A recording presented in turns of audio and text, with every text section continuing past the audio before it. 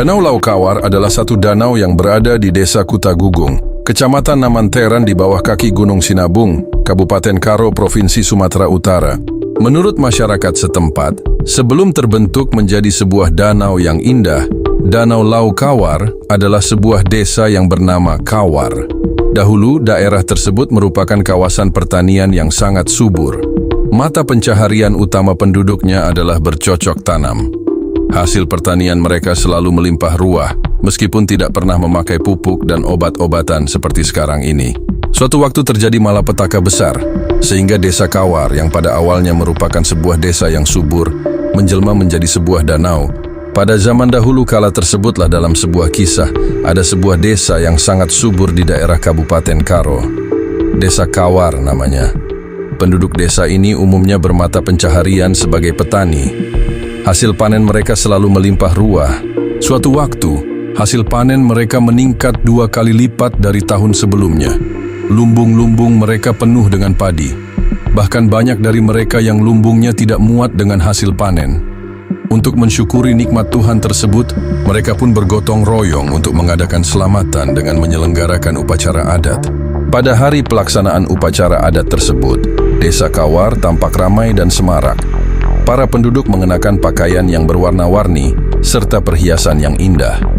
Kaum perempuan pada sibuk memasak berbagai macam masakan untuk dimakan bersama dalam upacara tersebut.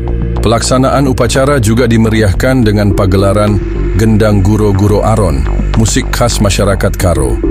Pada pesta yang hanya dilaksanakan setahun sekali itu, seluruh penduduk hadir dalam pesta tersebut, kecuali seorang nenek tua renta yang sedang menderita sakit lumpuh. Tidak ketinggalan pula anak, menantu maupun cucunya turut hadir dalam acara itu. Tinggallah nenek tua itu seorang sendiri terbaring di atas pembaringannya. Ya Tuhan, aku ingin sekali menghadiri pesta itu. Tapi apa dayaku ini? Jangankan berjalan, berdiri pun aku sudah tak sanggup, tatap si nenek tua dalam hati. Dalam keadaan demikian, ia hanya bisa membayangkan betapa meriahnya suasana pesta itu.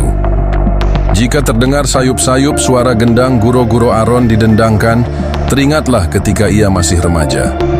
Pada pesta gendang Guro-Guro Aron itu, remaja, laki-laki dan perempuan menari berpasang-pasangan. Alangkah bahagianya saat-saat seperti itu. Namun, semua itu hanya tinggal kenangan di masa muda si nenek. Kini tinggal siksaan dan penderitaan yang dialami di usia senjanya. Ia menderita seorang diri dalam kesepian. Tak seorang pun yang ingin mengajaknya bicara. Hanya derayan air mata yang menemaninya untuk menghilangkan bebannya. Ia seakan-akan merasa seperti sampah yang tak berguna. Semua orang tidak ada yang peduli padanya, termasuk anak, menantu serta cucu-cucunya. Ketika tiba saatnya makan siang, semua penduduk yang hadir dalam pesta tersebut berkumpul untuk menyantap makanan yang telah disiapkan.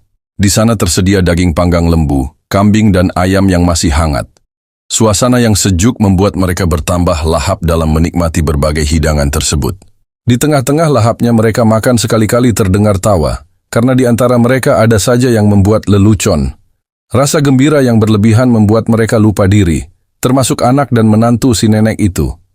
Mereka benar-benar lupa ibu mereka yang sedang terbaring lemas sendirian di rumah. Sementara itu, si nenek sudah merasa lapar. Karena sejak pagi, belum ada makanan sedikit pun, makanan yang mengisi perutnya. Kini ia sangat mengharapkan anak atau menantunya ingat dan segera menghantarkan makanan.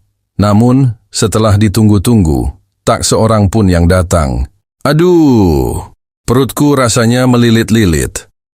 Tapi kenapa sampai saat ini anak-anakku tidak menghantarkan makanan untukku? Keluh si nenek yang badannya sudah gemetar menahan lapar. Dengan sisa-sisa tenaga yang ada, ia mencoba mencari makanan di dapur, tetapi ia tidak mendapatkan apa-apa. Rupanya sang anak sengaja tidak memasak pada hari itu, karena di tempat upacara tersedia banyak makanan. Akhirnya, si nenek tua terpaksa beringsut-ingsut kembali ke pembaringannya. Ia sangat kecewa, tak terasa air matanya keluar dari kedua kelopak matanya. Ibu tua itu menangisi nasibnya yang malang. Ya Tuhan, anak cucuku benar-benar tega membiarkan aku menderita begini di sana. Mereka makan enak-enak sampai kenyang, sedang aku dibiarkan kelaparan. Sungguh kejam mereka. kata nenek tua itu dalam hati dengan perasaan kecewa. Beberapa saat kemudian, pesta makan-makan dalam upacara itu telah usai. Rupanya sang anak baru teringat pada ibunya di rumah. Ia kemudian segera menghampiri istrinya. "Istriku, apakah kamu sudah mengantar makanan untuk ibu?"